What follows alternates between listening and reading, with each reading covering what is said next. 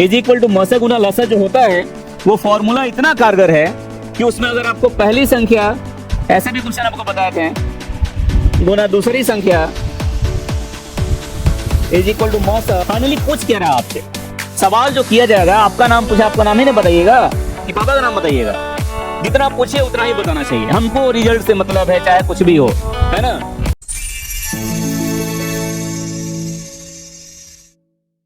जय हिंद, स्वागत है सभी का आशीष पब्लिकेशन के इस यूट्यूब चैनल पे। और फिर से आज हम क्लास 10th के 2026 के परीक्षार्थियों के लिए ऑब्जेक्टिव क्वेश्चन लेकर आ गए हैं।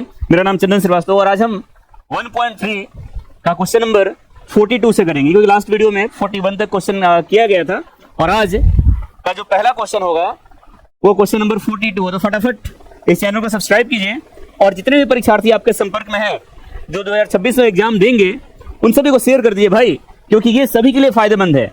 ऑब्जेक्टिव क्वेश्चन का सीरीज करवाया जा रहा है, एक एक क्वेश्चन का सॉल्यूशन बताया जा रहा है विद कंसेप्ट। तो क्लास 10th में अगर आप पढ़ते हैं, और मैथ तो है ना, कहा जाता है सारे सब्जेक्ट का राजा होता है, तो इसके लिए इस वीडियो का भी शेयर कीजिए और चैनल को सब्सक्राइब भी कीजिए। आइए शुरुआत करते हैं। 41 नंबर क्वेश्चन तक हुआ था लास्ट वीडियो में, आज हम क्वेश्चन नंबर 42 से करेंगे। और ये शुरुआत हुआ जो हमारा बहुत ही आसान क्वेश्चन से, बहुत इजी क्वेश्चन है, इसको आप देखकर यूं ही बना लेंगे।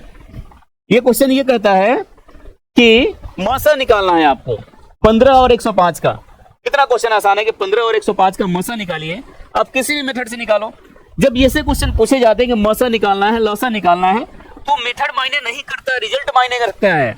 अगर आपको याद है तो बहुत अच्छी बात है ना, समझ रहे ना क्या बोल रहे हैं।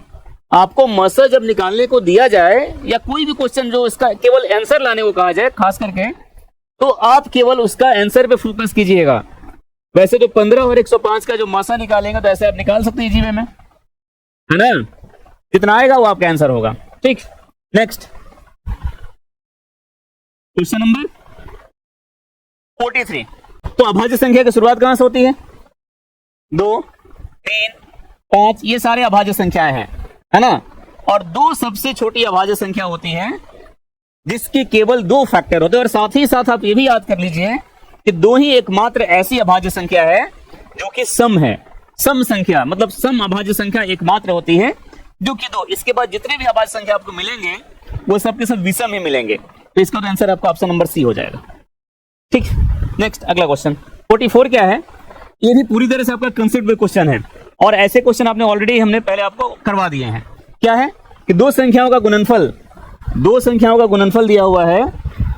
दो संख्याओं का गुणनफल जो है आपका 15625, ये आपका दो संख्याओं का गुणनफल है, ठीक है। और उसका लसा है 25, तो आपको बताने हैं तो उसका मसा क्या होगा। मतलब संख्याओं का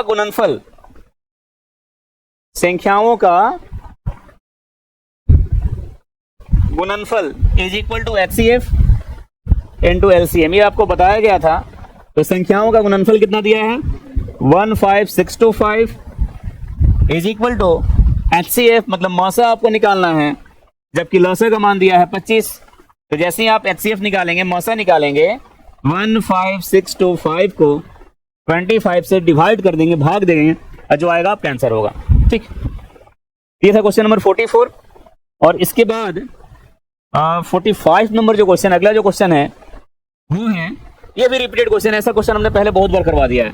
2023 के एग्जाम आया हुआ है कि 192 के अभाज्य गुणनखंड में 2 का घातांक क्या होगा। मतलब 192 का आप प्राइम फैक्टराइजेशन निकालेंगे, अभाज्य गुणनखंड निकालेंगे, और इसमें देखना ये होगा कि 2 कितनी बार आ रहा है। जितनी बार 2 आएगा मतलब उतना 2 का पावर होगा। आप पावर को ही तो घात करते हैं। तो ऐसे क्वेश्चन आप कर सकते हैं, क्योंकि ऑलरेडी अपने ऐसे क्वेश्चन बहुत बार करवाए हैं। और ये क्वेश्चन हम ये भी बताए थे कि रिपीटेड होता है, अक्सर एग्जाम में आता है ना। ये आपका क्वेश्चन नंबर 45 था।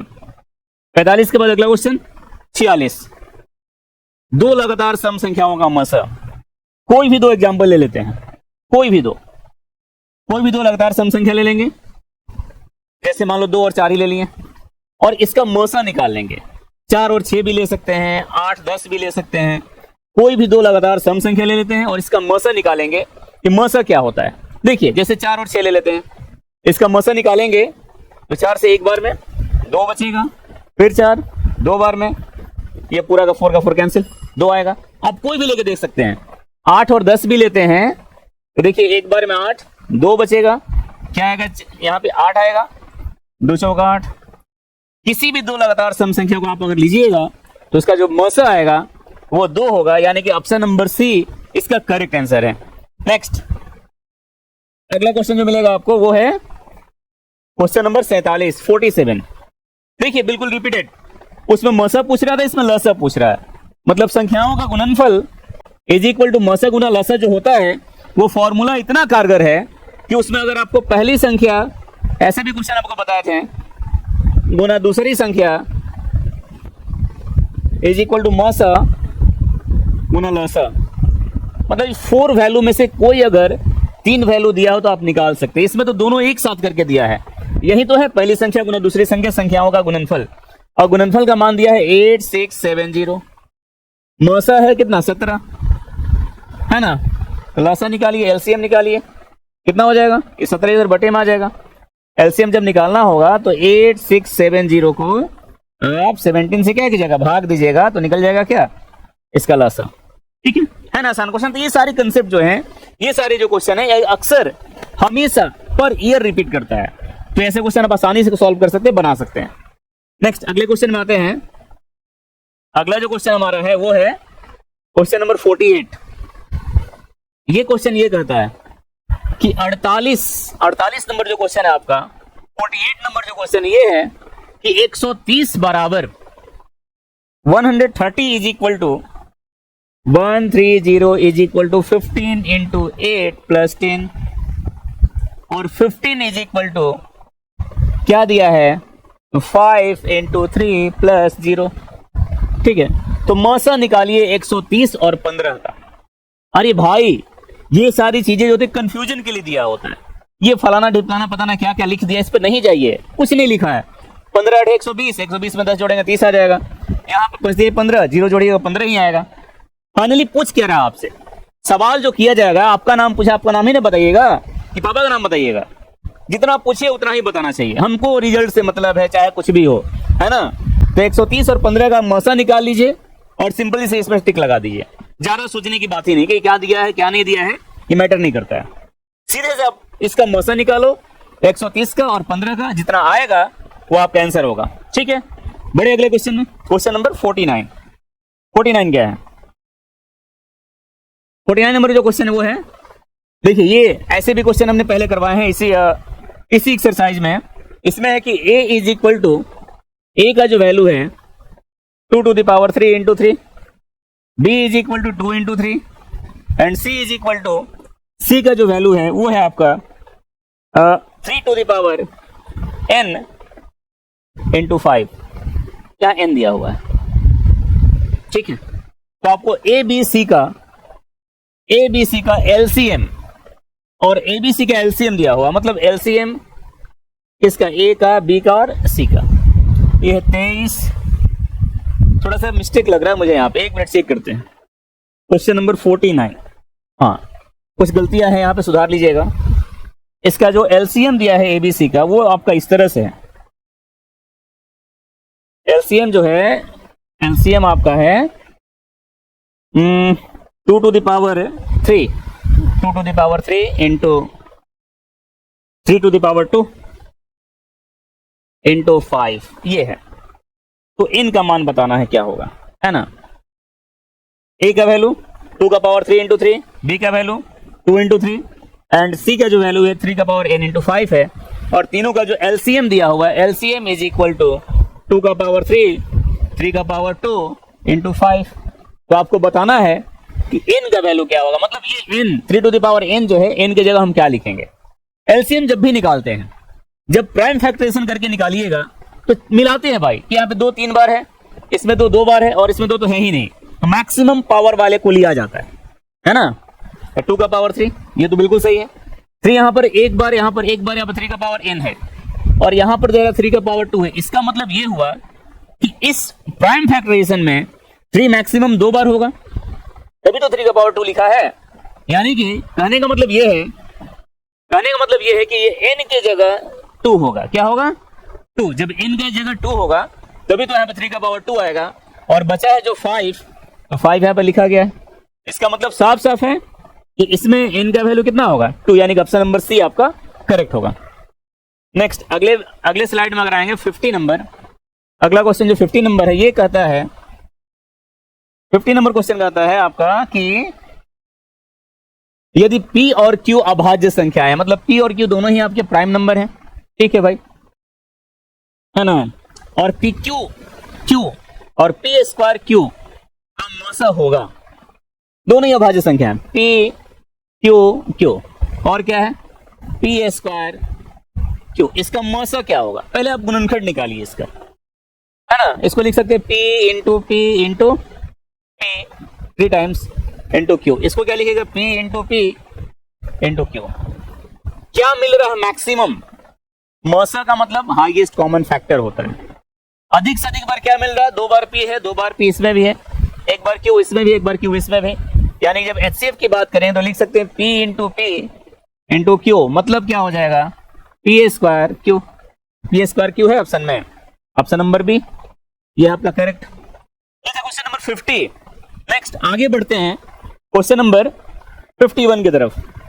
51 नंबर जो क्वेश्चन आपका वो है कि 234 के अभाज्य गुणनखंड में 3 का चालनी घात होगा, भाई यहां पे घात कर लीजिए, 234 का अभाज्य गुणनखंड निकालिए और उसमें आपको बताना है 3 का घात क्या होगा, मतलब what is the power of 3 whenever we factorise prime factorise 234। 234 को जब प्राइम फैक्टराइजेशन करेंगे, 234 का जब फैक्टर निकालेंगे, गुणनखंड निकालेंगे, तो बताना है कि 3 का घात क्या होगा। कितना आसान क्वेश्चन है, निकालिए 234 का फैक्टराइजेशन कीजिए 234 का और देख लीजिए कि 3 कितने बार आ रहा है, जितने बार 3 आएगा वही उसका पावर होगा, ठीक है। नेक्स्ट 52, ये क्वेश्चन देखिए क्या है, ये सारी चीजें जो फॉल्ट आ रही है ना इसको सुधारा जाएगा, बहुत जल्द सुधार चल रहा है, तो इसके लिए आपको ज्यादा टेंशन नहीं लेना है, ये टेंशन हमारी है और इसको आप मेरे लिए छोड़ दीजिए, जो भी फॉल्ट है वो मैं बिल्कुल सुधरवा दूंगा नेक्स्ट टाइम से, ठीक है। क्या है इसमें क्वेश्चन इस तरह से 156, इसको जरा राइट कर देते पहले, उसके बाद आपको क्लियर करेंगे। क्वेश्चन कहता है कि 156 is equal to 2 to the power x, 2 का पावर x है, into 3 to the power y into 13 to the power z, ठीक है। तो आपको x plus y plus z का वैल्यू बताना, मतलब आपको पहले एक्स वाई जेड का वैल्यू निकालना होगा, एक्स वाई जेड का वैल्यू कितना आ रहा है, तो उसके लिए आप 156 का प्राइम फैक्टराइजेशन निकालेंगे, अभाज्य गुणनखंड निकालेंगे। 156 2 से, 2 7 14, 2 8 16, 2 से निकालिए, है ना, 2 3 6, दोनों 18, 3 से होगा 1 3 13, फिर आपका ये 13 से एक बार में, है ना, तो लिख सकते हैं 2 गुना 2 गुना 3 गुना 13, मतलब ये है कि 2 का पावर 2 गुना 3 गुना 13, ऐसे होगा। यहाँ पे 1 लिख सकते हैं, 1 लिख सकते हैं, ठीक ना। अगर पावर की बात करेंगे एक्स वाई जेड का, तो एक्स का वैल्यू 2 आया, वाई की जगह 1 है तो वाई का वैल्यू 1 आएगा और जेड का वैल्यू कितना आएगा, 1 आएगा, इस तरह से आएगा। तो x plus y plus z यानी कि 2 प्लस 1 प्लस 1, 2 1 3 और 3 1 4। क्वेश्चन नंबर 52 का आंसर जो होगा वह है पहला नंबर होगा, ठीक है। ये था क्वेश्चन नंबर 52। इसके बाद आपके बहुत ही कम क्वेश्चन बचे हैं, क्वेश्चन नंबर 53 से लेकर के 58 तक, ओनली 5 क्वेश्चंस हैं, ठीक है। तो इसको भी हम देख लेते हैं क्या है क्या नहीं है इसमें। जो आइए देखिएगा अगले क्वेश्चन में 53 में वो है कि 2 लगातार विषम संख्याओं का मौसा, कोई भी 2 लगातार विषम संख्या ले लीजिए भाई, 3 और 5 ही ले लिए, इसका मौसा निकालिए कितना आ रहा है ना। 3 से एक बार में घटेगा 3 होगा 2, फिर 3 आएगा एक बार में 2 होगा, 1 बचेगा, 2 बार में 2 कैंसिल, 1 कितना आएगा 1, यानी कि इसका ऑप्शन नंबर बी सही है। इसके पहले आपको करवाए थे सम संख्याओं का मौसा क्या होगा वो पूछ रहा था, और इसमें जो पूछा है 2024 में, यानी कि लगभग आप जो एग्जाम देंगे उसकी 1 साल बिफोर, है ना। और 24 में जब पूछा तो 26 में संभावनाएं बनती है कि क्वेश्चन ऐसा पूछेगा कि 2 लगातार विषम संख्याओं का मौसा तो क्या होता है 1 होता है, याद कर लीजिए इसको, ठीक है, ज्यादा दिमाग नहीं लगाना है, लगाना भी तो बता दीजिएगा क्या ही जाता है।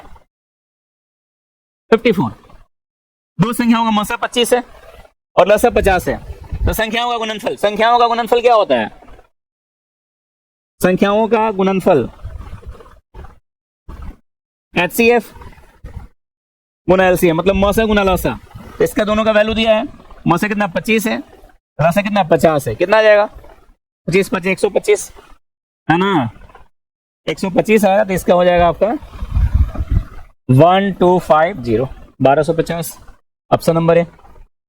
नेक्स्ट अगले क्वेश्चन में आते हैं। अगला क्वेश्चन आपको मिलेगा क्वेश्चन नंबर 55। ये भी वैसे ही है जैसे इसके पहले हमने किया था। 140 is equal to 2 to the power x, 5 to the power y और 7 to the power z। x plus y plus z का मान क्या होगा, इसका प्राइम फैक्टर निकालिए। देखिए 2 कितने बार है, जितने बार 2 होगा वो x का वैल्यू होगा, जितने बार 5 होगा वो y का वैल्यू होगा, जितने बार 7 होगा वो z का वैल्यू होगा। इसके बाद आप तीनों को सम कर लेंगे x y z को, इसका आंसर आ जाएगा 56। ऐसे क्वेश्चन आप इतने बार बना लिए हैं कि बताने की तनिक भी आवश्यकता नहीं है। क्या है इसमें, दो संख्याओं का मौसा 15 और लौसा 105 है। एक संख्या 5 है, मतलब पहली संख्या गुना दूसरी संख्या इज इक्वल टू मौसा गुना लौसा। एक संख्या 5 है, पहली संख्या 5 है गुना दूसरी संख्या, मौसा कितना 15 है और लौसा कितना 105 है। जब दूसरी संख्या निकालेंगे तो ये जो 5 है नीचे आ जाएगा भाई, है ना। 5 से घटाइए 3 बार में घटेगा, 3 गुना 105 है ना, कितना है 315, ऑप्शन नंबर सी। नेक्स्ट अगले क्वेश्चन की ओर आते हैं 57। ये क्वेश्चन कहता है कि यदि px इज इक्वल टू इतना, px का वैल्यू है x to the power 4 minus, थोड़ा सा मिस्टेक इसमें भी भाई, अरे px का जो वैल्यू है इसमें px is equal to x to the power 4 minus 2x cube, ठीक ना, plus 17x square minus 4x plus 30। मतलब यहां पे केवल माइनस छूटा हुआ था, यहां माइनस डाल लीजिएगा। तो QX से भाग दिया जाता है तो भागफल का घात क्या होगा, मतलब इस PX को अगर भाग देते हैं किससे, QX से। QX आपका क्या है, QX है आपका ये x प्लस 2 से। जब x प्लस 2 से आप भाग दीजिएगा तो भागफल का घात क्या है। जब भाग देते हैं तो ध्यान देते दो चीजें बस। पहली चीज है कि दोनों का आगे सिंबल क्या है, जिसको कटाना है और जिससे कटाना है उसके पहले सिंबल क्या है।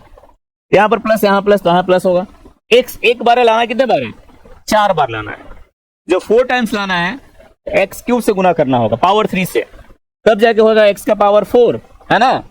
और एक्स क्यूब से जब 2 में करेंगे तो यहाँ प्लस, यहाँ भी प्लस, प्लस 2x क्यूब हो जाएगा, है ना। यानी कि ये घटेगा, कट जाएगा, और यहाँ माइनस करेंगे तो माइनस होगा, और माइनस माइनस प्लस सिंबल रहेगा माइनस का, 2 to 4x क्यूब होगा।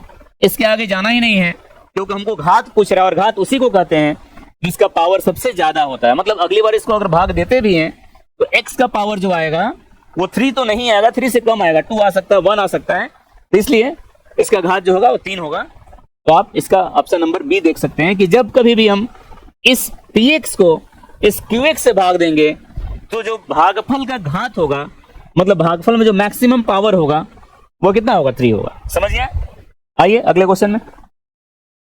अगला क्वेश्चन जो आपका है ये नेक्स्ट क्वेश्चन है 58 नंबर।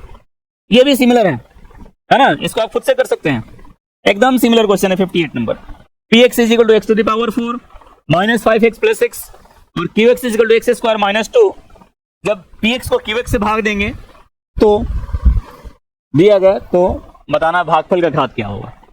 क्या है, x का पावर 4, ऐसे ही पकड़ लीजिए भाई, 4 है, 2 वाले से भाग दे रहे हैं तो 2 बार और लाना पड़ेगा ना, 2। x का पावर 2 से गुना करेंगे और उसके बाद जो भी गुना करेंगे वो x का पावर 2 तो नहीं होगा, 2 से कम होते जाएगा। इसका घात क्या होगा, तो ये रहा आपका 1.3 का लास्ट क्वेश्चन। इसके अगले वाले वीडियो में मिलेगा 1.4। तो अधिक से अधिक शेयर कीजिए ताकि सारे परीक्षार्थियों के पास ये वीडियो पहुंचे और इससे लाभ ले सके। बहुत बहुत धन्यवाद।